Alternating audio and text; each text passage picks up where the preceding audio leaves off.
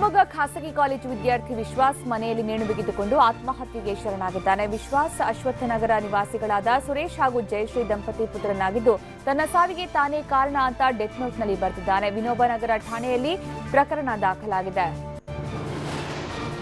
ಬೆಳಗಾವಿ ಜಿಲ್ಲೆ ರಾಯಭಾಗ ತಾಲೂಕಿನ ಮಾಡಲಗಿ ಗ್ರಾಮದಲ್ಲಿ ವಸತಿ ಯೋಜನೆಯಡಿ ನಿರಾಶ್ರಿತರಿಗೆ ನೀಡಲಾಗ್ತಾ ಇರುವ ಸೌಲಭ್ಯ ದುರುಪಯೋಗವಾಗ್ತಾ ಇರೋದು ಬೆಳಕಿಗೆ ಬಂದಿದೆ.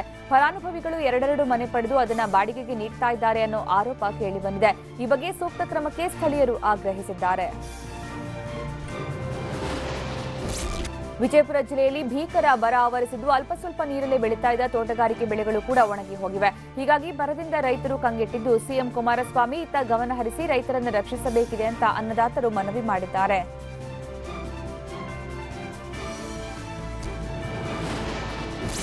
ಯಾದಗಿರಿಯಲ್ಲಿ ದಿನದಿಂದ ದಿನಕ್ಕೆ ಅಪರಾಧ ಪ್ರಕರಣಗಳು ಹೆಚ್ಚಾಗ್ತಾ ಇದ್ದು ನಗರದ 8 ಕಡೆಗಳಲ್ಲಿ ಸಿಸಿ ಕ್ಯಾಮೆರಾ ಅಳವಡಿಸಲಾಗಿದೆ. ಆದರೆ ಲಕ್ಷಾಂತರ ರೂಪಾಯಿ ಖರ್ಚು ಮಾಡಿ ಹಾಕಿದ ಸಿಸಿ ಕ್ಯಾಮೆರಾಗಳು ಕೆಟ್ಟು ನಿಂತಿದ್ದು ಅಧಿಕಾರಿಗಳು ಕ್ಯಾಮೆರಾಗಳನ್ನು ಸರಿಪಡಿಸಿ ಸಾರ್ವಜನಿಕರು ಹಾಗೂ ಪೊಲೀಸರಿಗೆ ಅನುಕೂಲ ಮಾಡಿಕೊಡಬೇಕಿದೆ.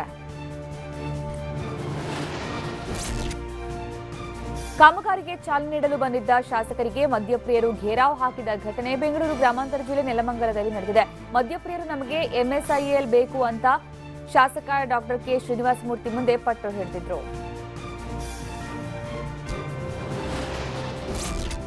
ಕೋಲಾರ ಜಿಲ್ಲೆಯಲ್ಲಿ ಕೃಷ್ಣಮೃಗ ಹಾಗೂ ಜಿಂಕೆಗಳು ನೀರು ಅರಸಿ ನಾಡಿಗೆ ಬರ್ತಾ ಇವೆ. ಹೀಗೆ ನಾಡಿಗೆ ಬಂದ ಮೃಗಗಳು ವಾಹನಕ್ಕೆ ಸಿಲುಕಿ ಅಥವಾ ಬಾವಿಗೆ ಬಿದ್ದು ಪ್ರಾಣ ಕಳ್ಕೊಳ್ತಾ ಇವೆ. ಈ ಹಿನ್ನೆಲೆಯಲ್ಲಿ ಅರಣ್ಯ ಇಲಾಖೆ ಪ್ರಾಣಿ ಪಕ್ಷಿಗಳಿಗೆ ನೀರಿನ ವ್ಯವಸ್ಥೆ ಮಾಡಬೇಕು ಅಂತ ಪ್ರಾಣಿ ಪ್ರಿಯರು ಆಗ್ರಹಿಸಿದ್ದಾರೆ. ಚಿತ್ರದುರ್ಗ ಹೊರವಲಯದ ತಿಮ್ಮಣ್ಣನಾಯ್ಕ ಕೆರೆ ಅಳಿವಿನ ಅಂಚಿನಲ್ಲಿರೋದರ ಬಗ್ಗೆ ಟಿವಿ9 ಸುದ್ದಿ ಬಿತ್ತರಿಸಿತು. ಇದರಿಂದ ಎಚ್ಚೆತ್ತ ಯುವ ಪಡೆ ಕೆರೆ ಹೂಳೆತ್ತುವ ಕಾರ್ಯ ಮಾಡತೊಡಗಿದೆ. ಸಾಹಿತಿಗಳು, ಜಲತಜ್ಞರು ಹಾಗೂ ಜನಪ್ರತಿನಿಧಿಗಳು ಈ ಕಾರ್ಯಕ್ಕೆ ಯುವಕರಿಗೆ ಸಾಥ್ ನೀಡ್ತಾ ಇದ್ದಾರೆ. ಹಾವೇರಿ ಜಿಲ್ಲೆ ಶಿಗ್ಗಾವಿ ತಾಲೂಕಿನ ಮಲ್ಲನಾಯಕನಕೊಪ್ಪದಲ್ಲಿ ರಾಜ್ಯಮಟ್ಟದ ಖಾಲಿ ಗಾಡಿ ಓಡಿಸುವ ಸ್ಪರ್ಧೆ ಆಯೋಜಿಸಲಾಗಿತ್ತು. ಯಾವ ಜೋಡಿ ಎತ್ತುಗಳು ಹೆಚ್ಚು ದೂರ ಓಡುತ್ತೋ ಆ ಜೋಡಿಯನ್ನ ವಿಜಯಶಾಲಿ ಅಂತ ಘೋಷಿಸಲಾಗಿದೆ. ಸ್ಪರ್ಧೆಗೆ ವಿವಿಧ ಜಿಲ್ಲೆಗಳಿಂದ 100ಕ್ಕೂ ಅಧಿಕ ಎತ್ತುಗಳು ಬಂದಿದ್ವು. ಉಡುಪಿಯ ಶೀನಾನಾಯ್ಕ್ ಅನ್ನೋರು ಕಾಲಕ್ರಮೇಣ ಮರೆಯಾಗ್ತಿರೋ ಗೋಲಿ ಸೋಡಾ ತಯಾರಿಸಿ ಮಾರಾಟ ಮಾಡ್ತಾ ಇದ್ದಾರೆ. 75 ವರ್ಷದ ಶೀನಾನಾಯ್ಕ್ ತನ್ನ ಸೈಕಲ್ನಲ್ಲಿ ಉಡುಪಿ ನಗರ ಸುತ್ತು ಹಾಕಿ ಗೋಲಿ ಸೋಡಾ ಮಾರಾಟ ಮಾಡ್ತಾ ಇದ್ದಾರೆ.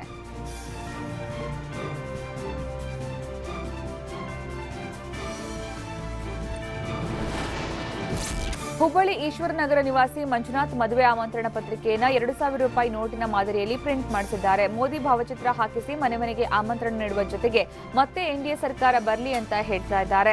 ಡಿಸೆಂಬರ್ 28ರಂದು ಮಂಜುನಾಥ್ ಹಾಗೂ ಸುಪ್ರಿಯಾ ಮದುವೆ ನಡೆಯಲಿದೆ. ಕಾಂಗ್ರೆಸ್ ರೈತರ ವಿಚಾರದಲ್ಲಿ ಸುಳ್ಳು ಹೇಳ್ತಾ ಬಂದಿದ್ದು ಸೈನಿಕರ ವಿಚಾರದಲ್ಲಂತೂ ಹೇಗೆ ನಡ್ಕೊಂಡಿದೆ ಅನ್ನೋದು ದೇಶ ಮರೆಯೋದಕ್ಕೆ ಸಾಧ್ಯ ಇಲ್ಲ ಅಂತ ಪ್ರಧಾನಿ ಮೋದಿ ಹೇಳಿದ್ದಾರೆ. ರಾಯಬರೇಲಿಯಲ್ಲಿ ವಿವಿಧ ಕಾಮಗಾರಿಗಳನ್ನು ಉದ್ಘಾಟನೆ ಮಾಡಿದ ಪಿಎಂ ಕಾಂಗ್ರೆಸ್ ವಿರುದ್ಧ ವಾಗ್ದಾಳಿ ನಡೆಸಿದರು. ಎಐಸಿಸಿ ಅಧ್ಯಕ್ಷ ರಾಹುಲ್ ಪ್ರಧಾನಿ ಹುದ್ದೆಗೆ ಬೇಕಾದ ಎಲ್ಲಾ ಅರ್ಹತೆ ಹೊಂದಿದ್ದು 2019ರಲ್ಲಿ ಆ ಹುದ್ದೆಯನ್ನು ಏರಬೇಕು ಅಂತ ಡಿಎಂಕೆ ಮುಖ್ಯಸ್ಥ ಎಂಕೆ ಸ್ಟಾಲಿನ್ ಹೇಳಿದ್ದಾರೆ. ಮಹಾಗಠಬಂಧನ ಬಲಪಡಿಸುವುದಕ್ಕೆ ರಾಹುಲ್ ಹಾಗೂ ಸೋನಿಯಾ ತಮಿಳುನಾಡಿಗೆ ಭೇಟಿ ಕೊಟ್ಟು ಡಿಎಂಕೆ ಬೆಂಬಲ ಪಡೆಯುವಲ್ಲಿ ಯಶಸ್ವಿಯಾಗಿದ್ದಾರೆ.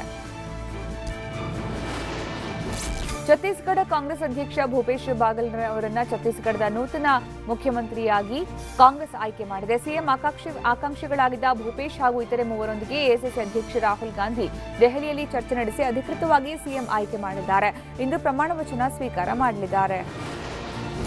ಬಂಗಾಳಕೊಲ್ಲಿಯಲ್ಲಿ ವಾಯುಭಾರ ಕುಸಿತದಿಂದಾಗಿ ಫೇಥೈ ಸೈಕ್ಲೋನ್ ಸೃಷ್ಟಿಯಾಗಿದ್ದು ಆಂಧ್ರದ ಕರಾವಳಿಗೆ ಇಂದು ಚಂಡಮಾರುತ ಅಪ್ಪಳಿಸಲಿದೆ ಅಂತ ಹವಾಮಾನ ಇಲಾಖೆ ತಿಳಿಸಿದೆ.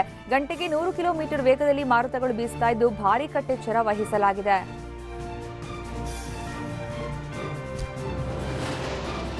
ಅಮೆರಿಕ ವಿರುದ್ಧ ಉತ್ತರ ಕೊರಿಯಾ ಗುಡುಗಿದೆ. ಮಾನವ ಹಕ್ಕು ದುರ್ಬಳಕೆ ಆರೋಪದ ಮೇಲೆ ಉತ್ತರ ಕೊರಿಯಾ ಅಧ್ಯಕ್ಷ ಕಿಮ್ ಜಾಂಗ್ ಉನ್ ಸೇರಿದಂತೆ 3 ಅಧಿಕಾರಿಗಳ ವಿರುದ್ಧ ಅಮೆರಿಕ ವಿಧಿಸಿರುವ ನಿರ್ಬಂಧಕ್ಕೆ ವಿದೇಶಾಂಗ ಸಚಿವಾಲಯ ತೀವ್ರ ಖಂಡನೆ ವ್ಯಕ್ತಪಡಿಸಿದೆ.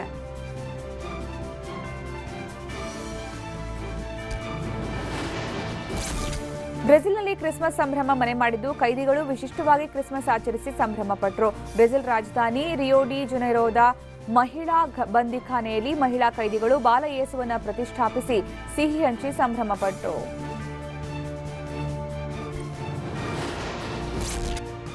ನಾಸಾ ಕಳುಹಿಸಿರುವ ಜುನೋ ಮತ್ತೊಂದು ಮಹತ್ತರ ಸಾಧನೆ ಮಾಡಿದೆ. 53 ದಿನಗಳ ಕಾಲ ಗುರುಗ್ರಹವನ್ನು ಸುತ್ತು ಹಾಕಿರುವ ನಾಸಾದ ಜುನೋ ಬಾಹ್ಯಾಕಾಶ ನೌಕೆ ಗುರುಗ್ರಹದ ವಾತಾವರಣವನ್ನ ಹಾದು ಹೋಗಿರುವ ವಿಡಿಯೋ ಈಗ ಫುಲ್ ವೈರಲ್ ಆಗಿದೆ.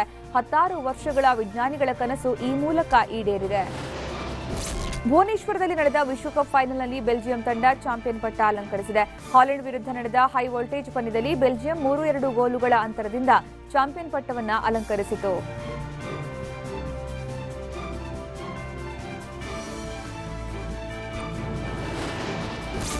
ಬಾಂಗ್ಲಾದೇಶ ವೆಸ್ಟ್ ಇಂಡೀಸ್ ನಡುವಿನ ಮೊದಲ ಟಿ20 ಪಂದ್ಯ ಇಂದು ನಡೆಯಲಿದೆ. ಏಕದಿನ ಮತ್ತು ಟೆಸ್ಟ್ ಸರಣಿ ವಶಪಡಿಸಿಕೊಂಡಿರುವ ಬಾಂಗ್ಲಾ ಟೈಗರ್ಸ್ ಟಿ20 ಸರಣಿ ಗೆಲ್ಲುವ ಫೇವರಿಟ್ ತಂಡವಾಗಿದೆ. ವಿಂಡೀಸ್ ಕೂಡ ಬಾಂಗ್ಲಾ ಟೀಮ್ಗೆ ಶಾಕ್ ಕೊಡೋ ತವಕದಲ್ಲಿದೆ.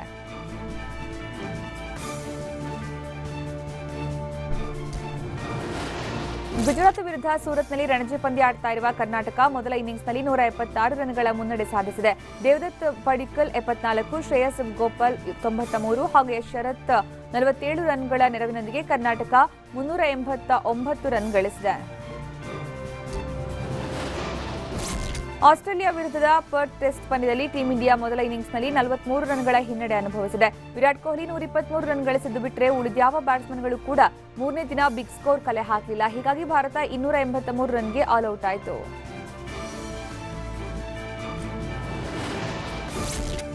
ನಟಿ ಅಮೂಲ್ಯ ಮದುವೆ ನಂತರ ಸಿನಿಮಾದಿಂದ ದೂರ ಉಳಿದ್ರು ಕೂಡ ಸೋಷಿಯಲ್ ಮೀಡಿಯಾದಲ್ಲಿ ಮಾತ್ರ ಆಕ್ಟಿವ್ ಆಗಿರ್ತಾರೆ.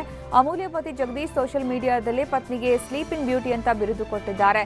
ರಿಪ್ಲೈ ಕೊಟ್ಟಿರುವ ಅಮೂಲ್ಯ, ಬೇಕಿದ್ರೆ ನಾನು ದಿನದ 24 ಗಂಟೆಯೂ ನಿದ್ದೆ ಮಾಡ್ತೀನಿ ಎಂದಿದ್ದಾರೆ.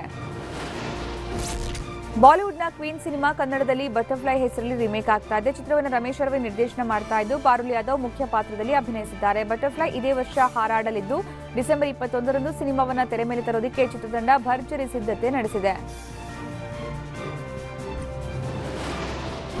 ಕೇದಾರ್ನಾಥ್ ಚಿತ್ರದ ಮೂಲಕ ಸಿನಿ ಜರ್ನಿ ಶುರು ಮಾಡಿದ್ದ ನಟಿ ಸಾರಾ ಅಲಿ ಖಾನ್ ಸದ್ಯ ಸಿಂಬಾ ಸಿನಿಮಾದಲ್ಲಿ ಬ್ಯುಸಿಯಾಗಿದ್ದಾರೆ. ಈ ಮಧ್ಯೆ ರೆಡ್ ಅಂಡ್ ಹಾಟ್ ಲುಕ್ನಲ್ಲಿ ಸಾರಾ ಕಂಗೊಳಿಸ್ತಾ ಇದ್ದು ಕಂಪ್ಲೀಟ್ ರೆಡ್ ಕಾಸ್ಟ್ಯೂಮ್ನಲ್ಲಿ ಫೋಟೋ ಶೂಟ್ ಮಾಡಿಸಿದ್ದಾರೆ. ಇನ್ನು ಈ ಫೋಟೋಗಳು ಸದ್ಯ ಸಾಮಾಜಿಕ ಜಾಲತಾಣಗಳಲ್ಲಿ ವೈರಲ್ ಆಗಿವೆ. ವಿನಯ್ ರಾಜ್ಕುಮಾರ್ ಅಭಿನಯದ ಅನಂತು ವರ್ಸಸ್ ನುಸ್ರತ್ ಚಿತ್ರ ಟ್ರೇಲರ್ ಮೂಲಕವೇ ಭಾರಿ ನಿರೀಕ್ಷೆ ಹುಟ್ಟು ಹಾಕಿತು. ಸುಧೀಂದ್ರ ಶಾನ್ಭೋಗ್ ನಿರ್ದೇಶನದ ಅನಂತನ ಆಟ ಡಿಸೆಂಬರ್ 28ರಿಂದ ಶುರುವಾಗಲಿದ್ದು ವರ್ಷಾಂತ್ಯಕ್ಕೆ ತೆರೆ ಕಾಣಲಿರುವ ಅನಂತು ಗೆಲ್ಲುವ ಭರವಸೆಯಲ್ಲಿದ್ದಾನೆ.